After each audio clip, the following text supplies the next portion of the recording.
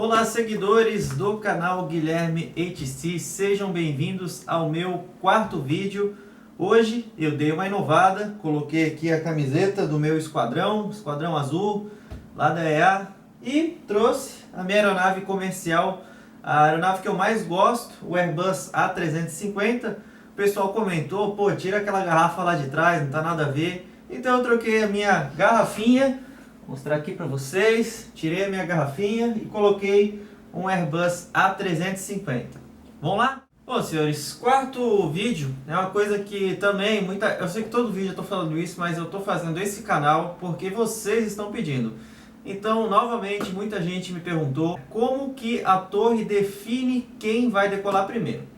Bom, para isso eu vou utilizar de duas ferramentas, o meu conhecimento e a ICA 137. Muitas vezes vocês vão ver eu dando o exemplo dela, mas para a gente que é controlador de tráfego aéreo é como se fosse a nossa bíblia do controle de tráfego aéreo, assim como o pessoal de direito usa o Vademecum e como os matemáticos utilizam o livro de cálculo do James Stewart, nós utilizamos bastante a instrução do Comando da Aeronáutica 137. No nosso período de escola, nós tivemos umas 4 ou 5 provas somente sobre esse documento.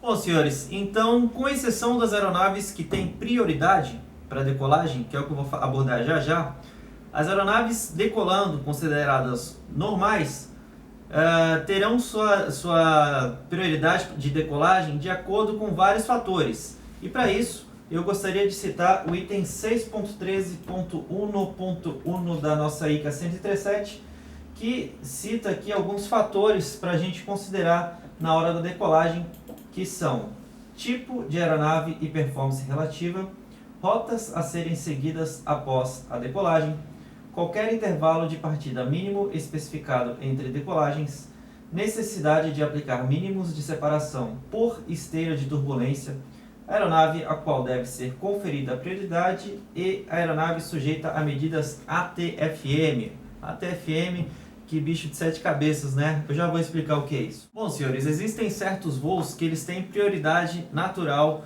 regulamentada, de decolar na frente de todas as outras aeronaves. São eles.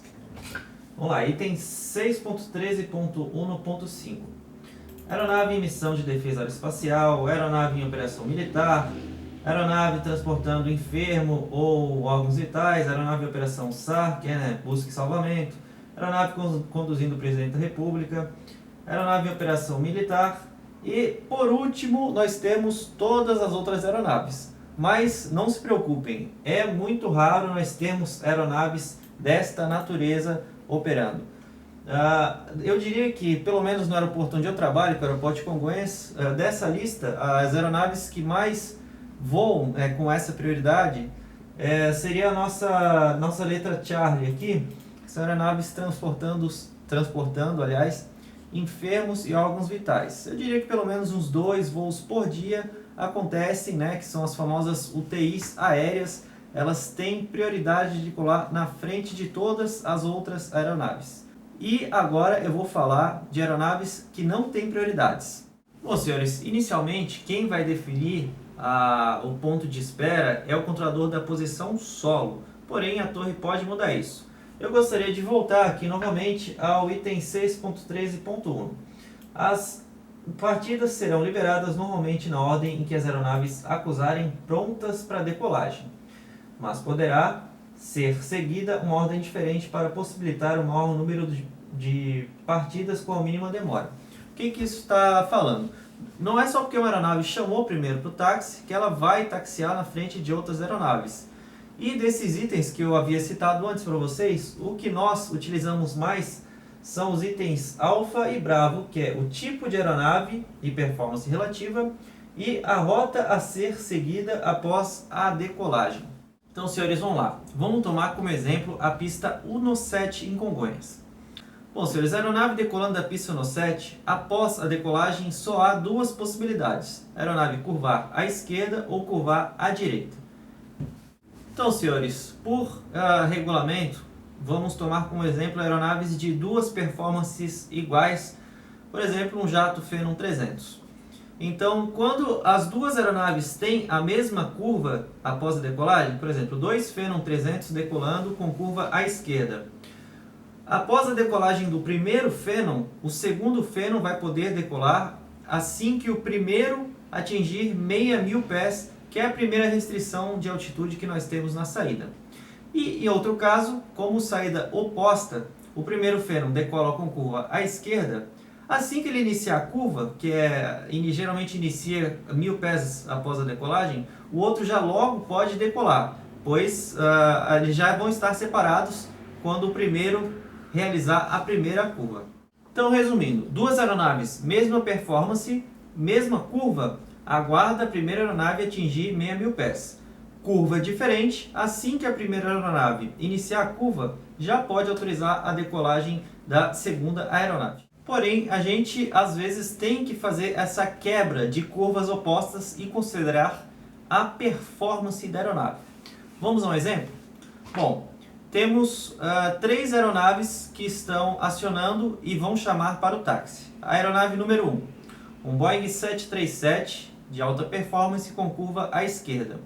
Aeronave número 2, uma aeronave Caravan de baixa performance com curva à direita.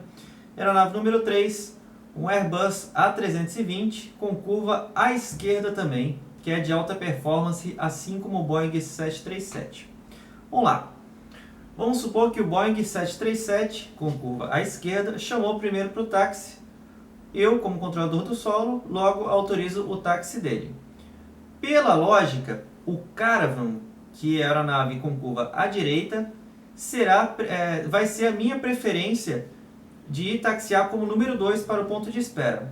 Porém, será muito mais viável para o controlador da posição torre se eu mandar o Airbus, que tem a mesma curva que o Boeing, primeiro em relação ao Caravan, devido à performance. Porque, vamos lembrar, a aeronave de mesma curva a gente só pode decolar assim que atingir 6.000 pés. A aeronave de curva oposta, assim que iniciar a curva, já pode decolar. Porém, eu garanto para vocês que um Boeing 737 decolando é muito mais rápido ele atingir 6.000 pés do que um Caravan atingir 1.000 pés. Eu falo isso por experiência própria, que acontece aqui. Então, se os dois chamarem primeiro, eu mandaria o Airbus, que tem a mesma curva que o Boeing, devido à sua performance. Então, a gente trabalha muito com performance na ordem de prioridade de decolagem. Bom, senhores, agora eu vou tentar explicar por que o controlador da torre ele pode mudar essa sequência de decolagem. Vamos supor que eu, controlador do solo, tenha me esquecido desse fato, tenha me esquecido da performance e mande o Caravan na frente do Airbus. Pista 17. Geralmente, as aeronaves para decolar, elas vão até a taxiway Echo, alinham e decolam. Vamos supor que o nosso Caravan ele está nessa taxiway, pronto para decolagem, e o Airbus ele está se aproximando do ponto de espera. Quando ele está no ponto de espera, ele já está na frequência da torre, não mais do solo. Então, o meu colega da torre, atento, diferentemente do seu colega do solo, que se esqueceu da performance, ele pode muito bem mandar o Airbus alinhar via taxiway Foxtrot e o Caravan ele vai ser preterido em função do Airbus, que vai ser priorizado e vai decolar primeiro.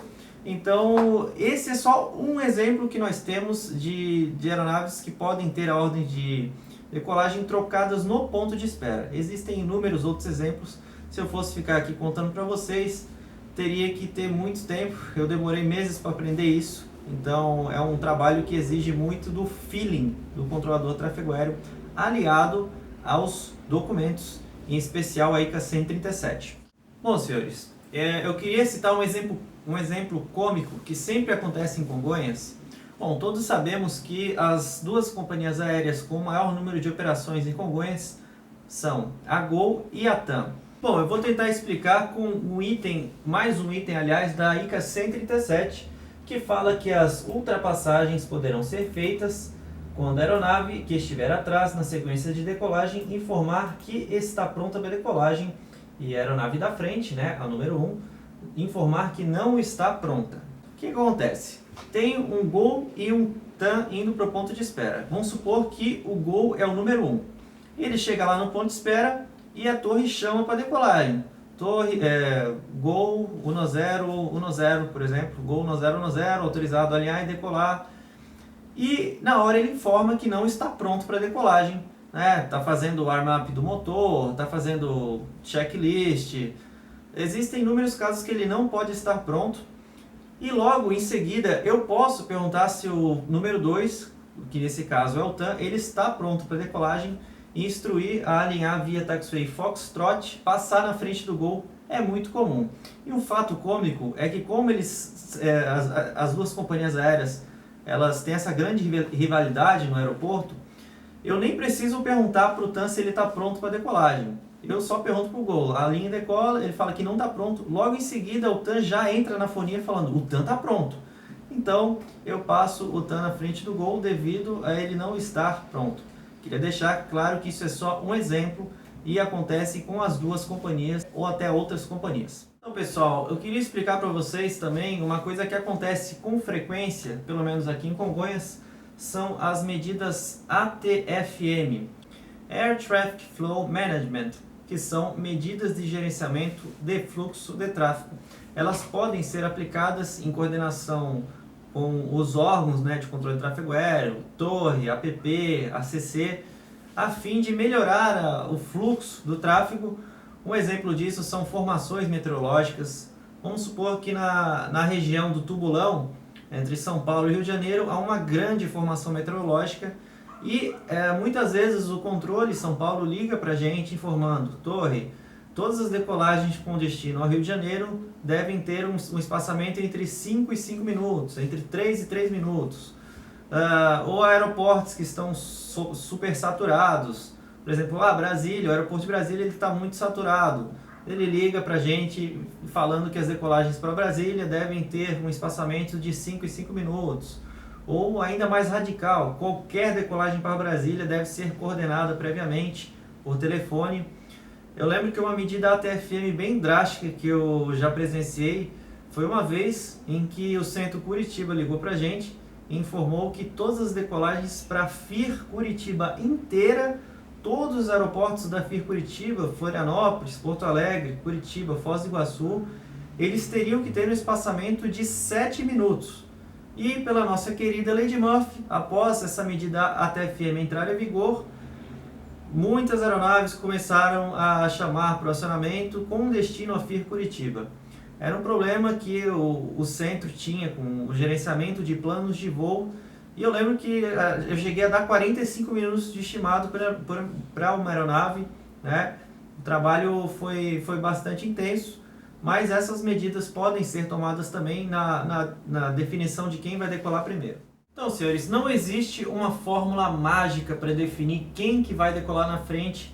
Existem certos itens de documentos que nos auxiliam a definir quem vai decolar primeiro. Só que nós temos que pensar que o fluxo de tráfego aéreo ele deve ser rápido, seguro e ordenado. Então, por exemplo, uma aeronave Seneca, ela demora em média 7 a 8 minutos para atingir 6.000 pés. E somente ela atingir 6.000 pés, somente após esses 8 ou 7 minutos que a gente vai poder decolar outra aeronave de alta performance nessa mesma saída. Então, se a gente, por exemplo, deixar um Seneca aguardando ponto de espera, em 7 minutos nós poderemos decolar 2, 3 ou até 4 aeronaves com curvas diferentes e performance semelhantes. Só que uma hora esse Seneca ele vai ter que decolar e a gente sabe a hora certa, uma hora que não vai atrapalhar a gente, né? A gente tem um treinamento muito longo para ter esse feeling, ter essa destreza, aliar os regulamentos com a nossa sensação de segurança para a operação nas decolagens. Bom, esse foi o vídeo rápido. Eu ainda vou fazer outros vídeos sobre condições de decolagem da pista auxiliar, sobre decolar de imediato, que esse vai ser um vídeo engraçado, e também sobre a esteira de turbulência que a gente tem que respeitar na hora de decolagem. Mas para não ficar muito longo, eu vou encerrar meu vídeo de hoje por aqui. E eu queria agradecer a você por estar acompanhando aqui comigo e estar nesse bate-papo gostoso aí de controle de tráfego aéreo, que sempre é bom falar. Grande abraço e até o próximo vídeo.